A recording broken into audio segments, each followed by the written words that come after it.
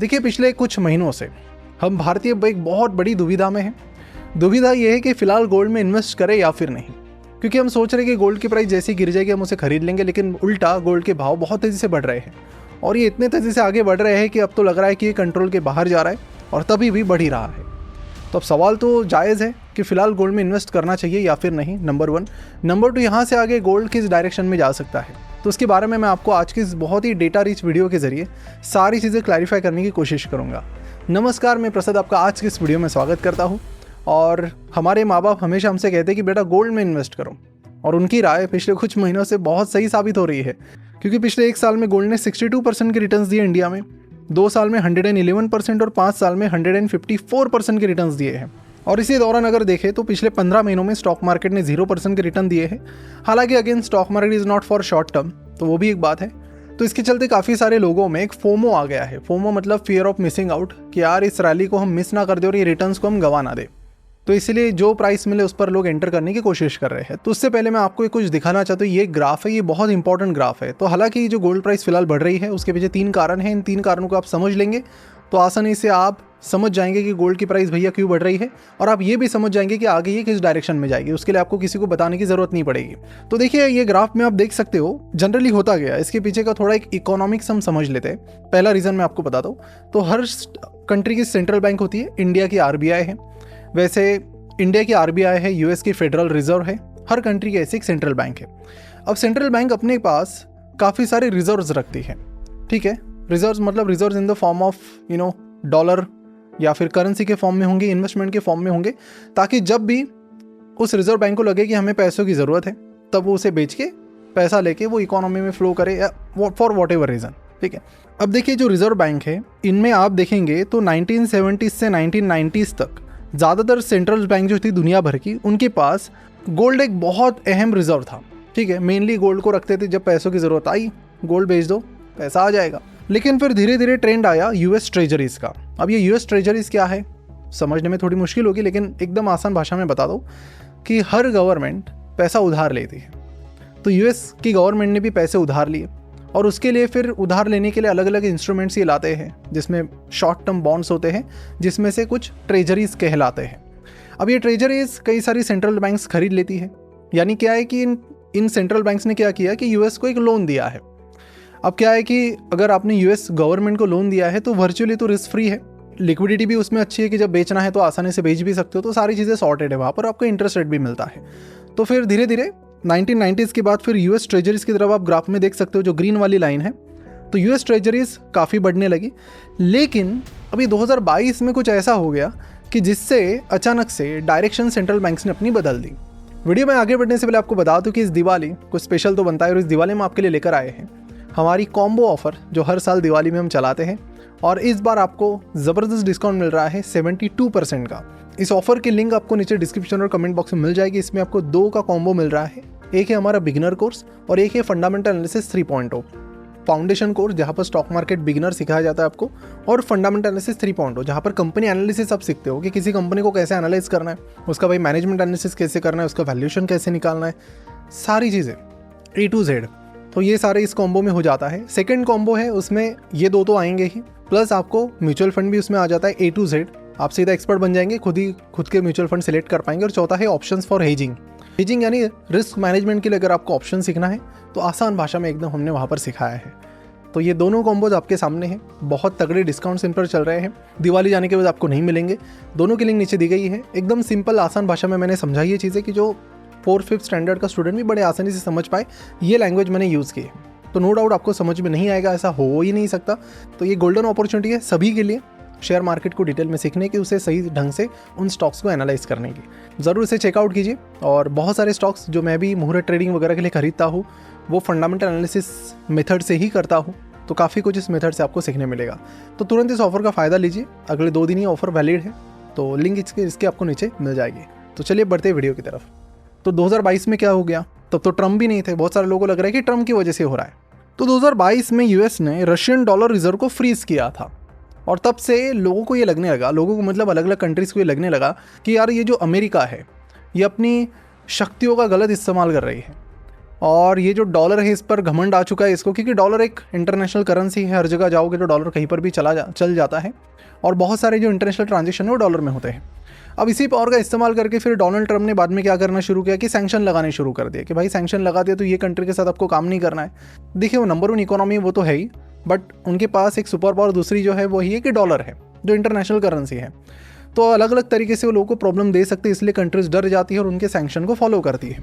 तो 2022 से जब रशियन डॉलर को फ्रीज किया यूएस ने, तब से फिर सेंट्रल बैंक्स ने अपनी डायरेक्शन बदल दी। उन्हें कहीं ना कहीं एहसास हो गया कि यार ये यूएस ट्रेजरीज की तरफ हमें ज़्यादा नहीं जाना चाहिए। उसके पीछे दूसरा भी मेन कारण था कि यूएस के ऊपर डेट बहुत ज़्यादा बढ़ने लगा, 37 ट्रिलियन डॉलर का था। अब देखिए अल्टीमेटली आपके पास यूएस ट्रेजरी है, मतलब आप लोन ही दे रहे हो गवर्नमेंट को।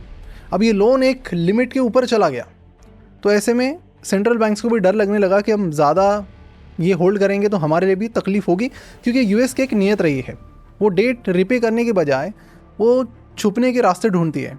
और ये हमेशा से ऐसे है। जब रिचर्ड निक्सन थे तब क्या होता था कि मतलब बहुत पहले की बात है, आई थिंक 1970s की ये बात है। उस टाइम क्या होता था कि US dollar were backed by gold, यानी कि अगर आपको नए यूएस डॉलर प्रिंट करने हैं तो उसके लिए यूएस गवर्नमेंट को गोल्ड लेना पड़ता था, उतना ही जितने पैसे प्रिंट करने हैं। और कोई भी कंट्री उस टाइम यूएस बॉन्ड्स को गोल्ड में भी कन्वर्ट कर सकती थी। तो उन्होंने रूल बदल दिया कि नहीं भाई, अब गोल्ड की बैकिंग नहीं है, हम कैसे भी पैसे प्रिंट करेंगे।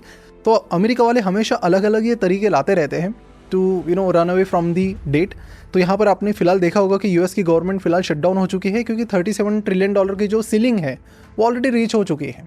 तो उसके ऊपर और लोन लेना है तो और प्रॉब्लमेटिक चीज़ें होगी। ऑलरेडी डोनाल्ड ट्रंप टैक्स कम करने की कोशिशें कर रहे हैं, तो उससे और ये ज़्यादा प्रॉब्लम बढ़ती रहेगी। तो सेंट्रल बैंक्स को पता चल गया कि भाई यहाँ पर ज़्यादा ट्रेजरीज लेके कोई मतलब नहीं है।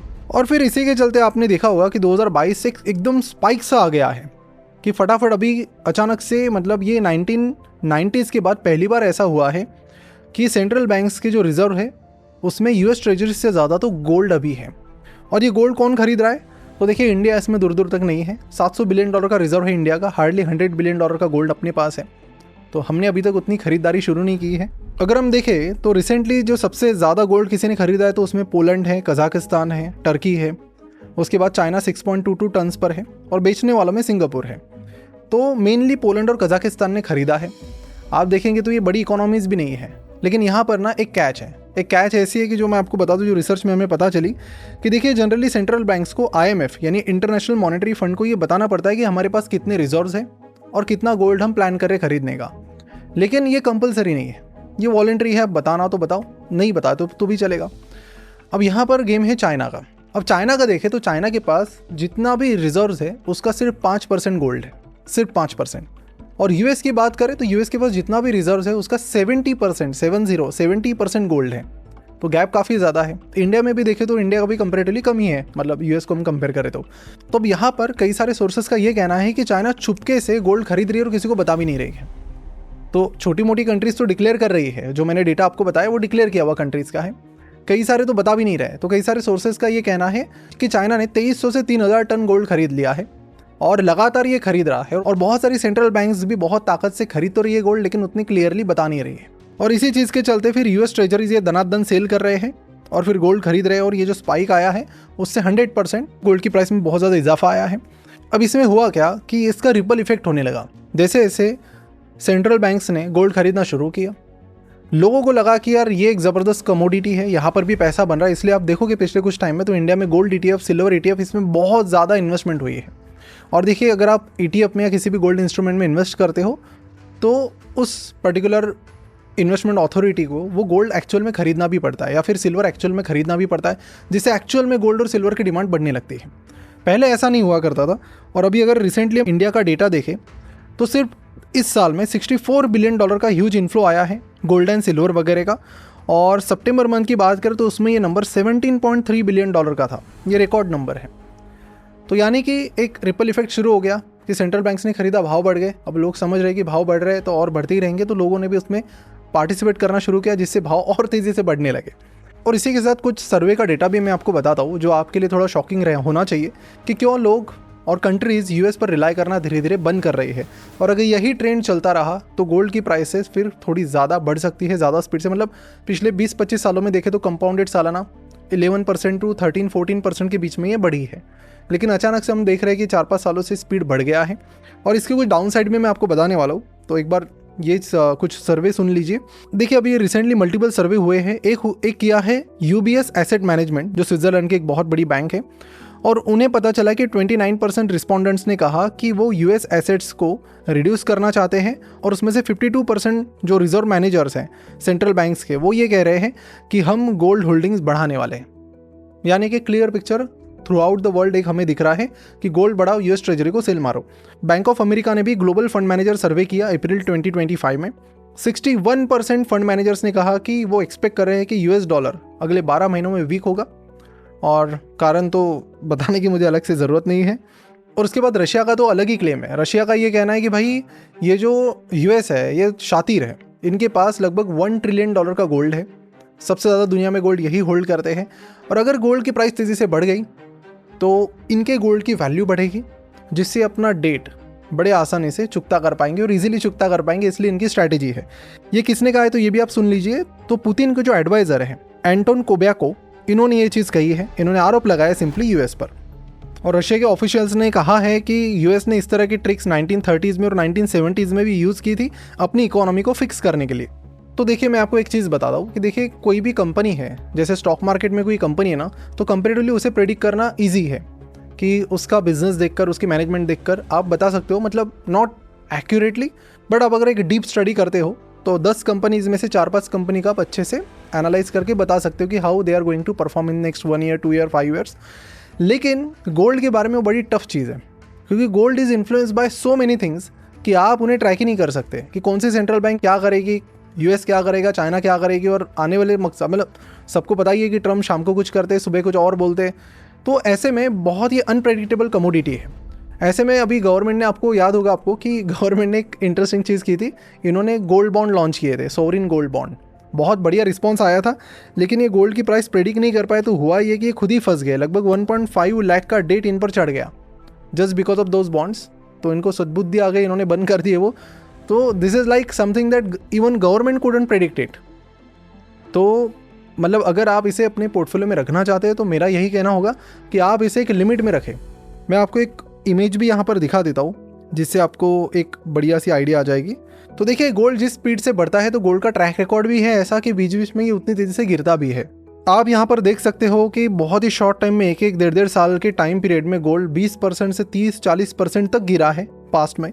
तो अब तक बढ़ा है तो आगे बढ़ता ही रहेगा। इसके लिए आपको मेक श्योर करना पड़ेगा कि जो सेंट्रल बैंक्स हैं दुनिया भर की, वो बहुत तेज़ी से गोल्ड इसी तरह से खरीदती रहे।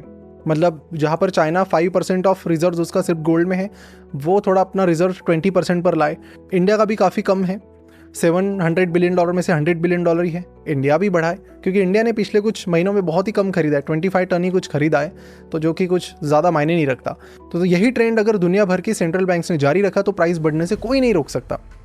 लेकिन अल्टीमेटली फिर आपको इस चीज़ को ट्रैक करना पड़ेगा, और ये चीज़ फ़िलहाल काफ़ी इन्फ्लुएंस कर रही है गोल्ड की प्राइसेस को। तो आपको समझ में आ गया होगा कि क्या चीज़ आपको ट्रैक करनी है, but this is very tough thing. तो इसलिए अगर इसे अपने पोर्टफोलियो में से रखना चाहते हैं तो थोड़ा डाइवर्सिफाइड पोर्टफोलियो रखें, कुछ इक्विटी में डालें, कुछ और एसेट क्लासेस में डालो, और थोड़ा बहुत आप चाहे तो कमोडिटी में डाल सकते हो। बट ये मत एक्सपेक्ट कीजिए कि ये ऐसे ही बढ़ता रहेगा। इसके पीछे लॉजिक भी होते हैं, जो मैंने आपको बहुत ही आसान भाषा में समझाने की कोशिश की कि क्यों सेंट्रल बैंक्स दुनिया भर की गवर्नमेंट ट्रेजरीज जो है, US ट्रेजरीज, उन्हें बेच के गोल्ड रिप्लेस कर रही है। और एक टाइम ये भी याद रखना, 1970s, 80s, 90s में ये जो गोल्ड रिजर्व है ये 50-60% हुआ करता था।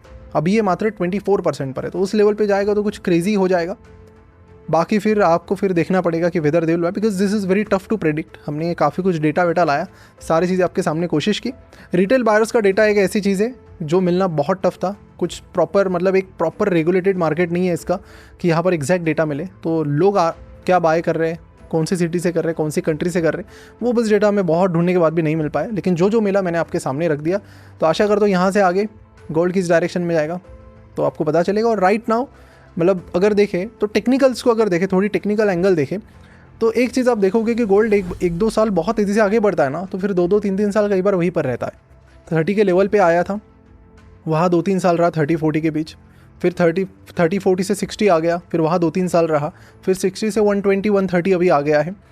तो टेक्निकल्स तो ये बता रहे हैं कि एकदम ज़्यादा बढ़ने के बाद ये काफ़ी टाइम वहीं पर रहता है। लेकिन यहाँ पर थोड़ा गेम इस बार अलग है। इस बार सारी फेडरल रिजर्व, सारी जो सेंट्रल बैंक्स है वो अलग ही मूड में है, उनको फिर नाता तोड़ देना है यूएस से और ज़्यादा डिपेंडेंसी भी हटा रही हैं। तो थोड़ी इस बार ज़्यादा भी रैली चल सकते हैं, बट कम्प्लीटली डिपेंड्स ऑन कि सेंट्रल बैंक्स फिलहाल क्या सोच रही है। तो उनकी फंड मैनेजर्स पर, तो जो सेंट्रल बैंक से उनके जो ट्रेजरी मैनेजर्स है उन पर आपको नज़र रखनी चाहिए। अगर आपके जान पहचान में कोई है तो आप उनसे थोड़ी एक पोजीशन के बारे में डिटेल नॉलेज ले सकते हो कि वो क्या करने वाले हैं आगे। तो this is the story of the gold. तो लेना है तो डाइवर्सिफाइड करके रखिए, क्योंकि बहुत तेज़ी से रिसेंटली भाव बढ़े हैं तो थोड़ी बहुत रिस्क भी यहाँ पर हो सकती है। तो जिस हिसाब से भाव हिस्टोरिकली कम भी हुए तो आपका रिस्क एपेटाइट भी उस तरह का होना चाहिए। तो आशा करता हूँ कि सारी चीज़ें आपको क्लियर हो गई होगी एकदम, एंड आप अपनी डिसीजन आप इजीली ले सकते हो। और अपने घर वालों को भी ये चीज़ें समझाओ कि किस तरह से ये चीज़ें होती हैं, ताकि उन्हें भी वो लॉजिक समझे और वो एक बेटर डिसीजन ले। और बाकी एक चीज़ है कि अगर आप बहुत ही लॉन्ग टर्म इन्वेस्टर हो तो एक चीज़ याद रखना कि गोल्ड लॉन्ग टर्म में हमेशा से अप्रिशिएट ही होता आ रहा है। तो ज़्यादा वैल्यूएशन पे आपने ले लिया तो हो सकता है थोड़े बहुत आपके रिटर्न कम हो, लेकिन रिटर्न्स तो मिलते ही है फिर लॉन्ग टर्म में, अनलेस एंड अनटिल वहाँ पर कोई आर्टिफिशियल गोल्ड ना आ जाए जैसा डायमंड के बारे में हुआ है। तो फिलहाल यहीं पर रुकते हैं, मिलते हैं अगले वीडियो में। Thank you so much. और जाते थे हमारी दिवाली ऑफर को जरूर चेकआउट कीजिए। ये जो फैबुलस कॉम्बो है आपको बहुत ही डिस्काउंटेड प्राइस पर मिल रहा है विद 72% का डिस्काउंट, फिर नहीं मिलेगा। तो ऑफर खत्म होने से ज़रूर इसका फ़ायदा ले। इसकी लिंक आपको नीचे डिस्क्रिप्शन और कमेंट बॉक्स में मिल जाएगी। तुरंत एक्सेस मिल जाएगा 24 आवर्स के अंदर। दिवाली में सीख लो, ख़त्म करो और अपनी इन्वेस्टिंग जर्नी शुरू करो इंटेलिजेंटली। इसके फीडबैक हमारे बहुत ज़्यादा प्यारे हैं, so don't miss out on this offer. ये परफेक्ट कोर्स है, मतलब ओवरऑल इंडिया का बेस्ट कोर्स मैं कह सकता हूँ फंडामेंटल एनालिसिस का। तो don't miss out on this offer. See you.